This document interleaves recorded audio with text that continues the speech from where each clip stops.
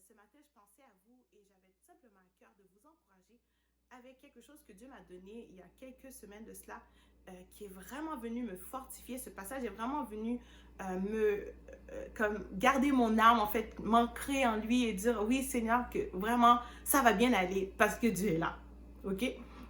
Donc, j'ai senti ce matin qu'il y avait plusieurs personnes qui avaient besoin d'entendre cela. Et donc, j'ai décidé de faire une petite vidéo à la bonne franquette, rien de compliqué, comme si j'étais en train de vous parler, tout simplement.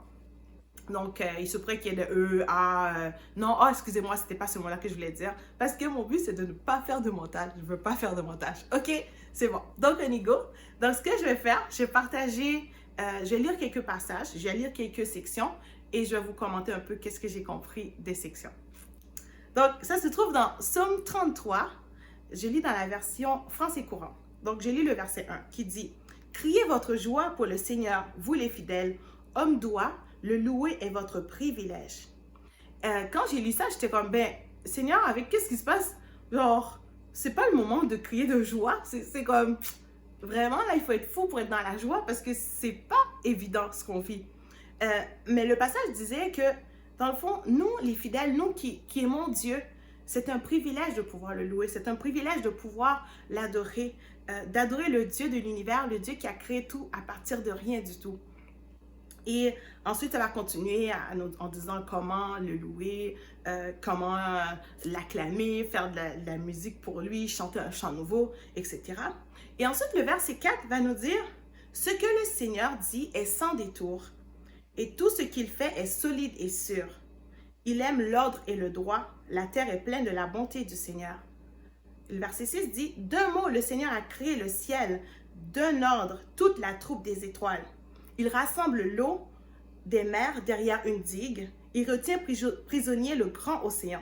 Que toute la terre redoute le Seigneur, que tous les habitants tremblent devant lui, car il parle et ce qu'il dit arrive, dit, aussitôt fait. » Donc ce passage-là nous montre comment est-ce que la parole de Dieu est puissante. Ce qu'il dit a vraiment, ses paroles ont une puissance, ses paroles ont une profondeur.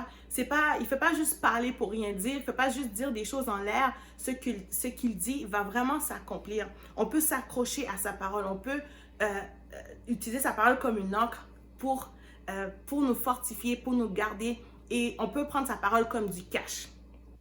Mais ça ne s'arrête pas là. Et ensuite, dans le verset 10 jusqu'au verset 13, on va lire « Le Seigneur déjoue les plans des nations. Il fait obstacle aux projets des peuples. Mais les plans du Seigneur sont définitifs. Ce qu'il a projeté tient de siècle en siècle. Heureuse la nation qui a le Seigneur comme Dieu. Heureux le peuple qu'il a choisi comme son bien personnel. » Et donc, cette partie-là nous montre comment est-ce que Dieu a formé des plans pour nous. Dieu a formé des plans pour son peuple. Il a formé des plans pour chaque nation. Et ces plans sont définitifs. Ces plans, ils ne vont pas les changer parce que, il y a une quatrième vague, il y a eu un ci, il y a eu un variant, il y a eu un blablabla.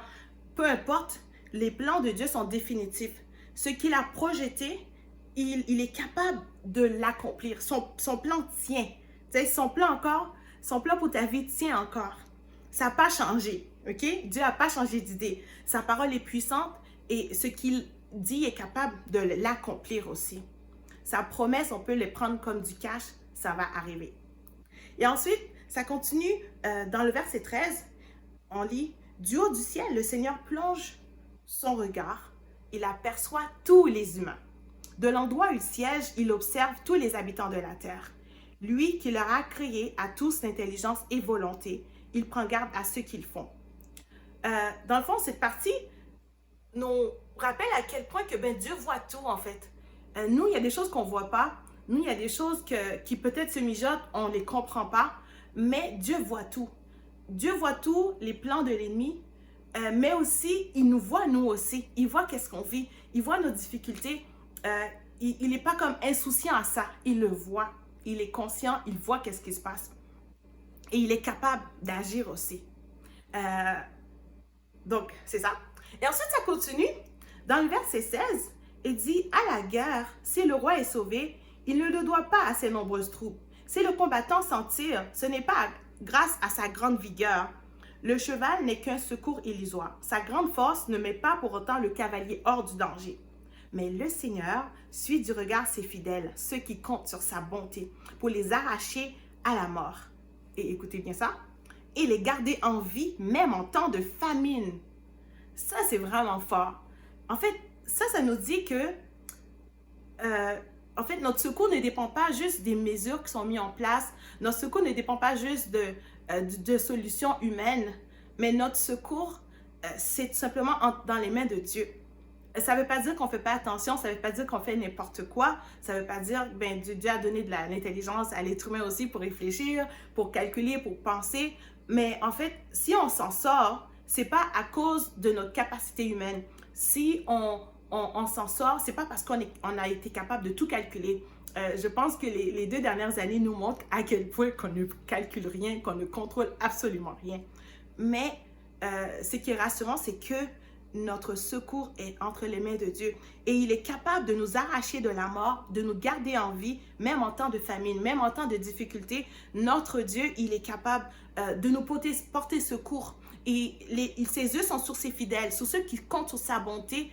Nous allons le voir, sa bonté. Nous allons voir la bonté du Seigneur parce qu'on compte sur lui, parce qu'il est bon, parce qu'il voit tout, parce qu'il comprend tout. Il a des bons plans, ses plans, et il ne sera pas pris au dépourvu. Et à la fin du chapitre, ça nous dit, quant à nous, nous comptons sur le Seigneur. Notre secours et notre bouclier, c'est lui. À cause de lui, notre cœur est en joie. Nous nous fions au Dieu unique. Voilà. Donc, comptons sur le Seigneur parce qu'il est là, parce qu'il voit tout. Gardons nos yeux sur lui parce qu'il est bon et ne nous laissons pas intimider par les circonstances autour de nous.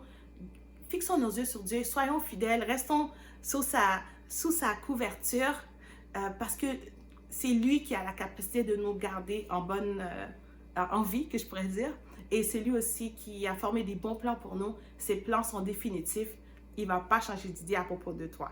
Donc, sache que Dieu t'aime. J'espère que ça t'a encouragé. Et si tu veux le partager avec quelqu'un d'autre pour l'encourager, il n'y a aucun problème. Soyez bénis.